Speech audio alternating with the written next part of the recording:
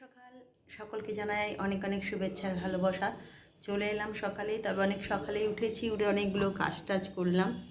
কারণ কাজের দিদি 3 দিন ধরে ছুটি নিয়েছে, তা ওই চাপটা মাথার উপর পড়েছে। কাচাকুচি, শুকুর দেওয়া, ঘর মোছা, তারপরে আজকে সোমবার।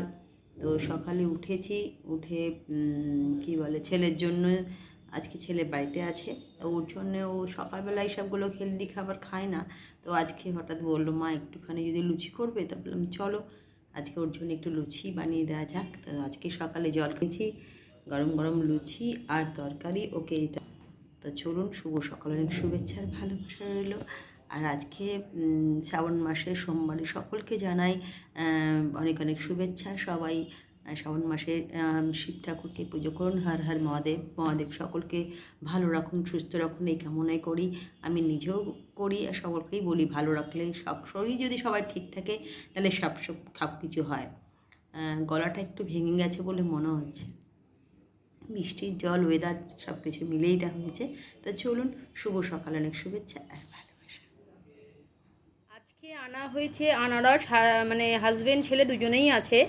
গোটাই একটা এনেছে, কিন্তু এখন সকালবেলার দিকে একটু খাওয়া হবে, আর বাদবাকিটা আবার দুপুরে খাওয়া হবে। খুব সুন্দরভাবে আনারসটা কেটে নিয়ে এসছে, তবে আনারসের প্রচুর দাম, সেটা তো আপনারা প্রত্যেকেই জানেন। কেটে দিলে তার একটা আলাদা দাম, গোটা নিলে আলাদা। আমাদের তো ঘরে কাটার মতন ছুরি যদিও আছে, আমিও কাটতে পারি, কিন্তু আমি আর এখন রিস্ক নিলাম না, কেটেই নিয়ে এলাম।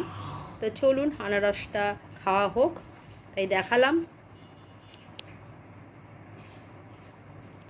আজকে শ্রাবণ মাসের সোমবার, তো ছেলে বাবা দুজনেই বাড়িতে আছে। দুজনে বাড়িতে আছে এই কারণেই যে ছেলে বাবার জন্য যে রান্নাটা করে দিয়েছি, ছেলে বাবা দুজনে আছে এই কারণে যে আজকে কলকাতায় রাস্তাঘাটের যে অবস্থা, দুজনেই কেউ যায়নি।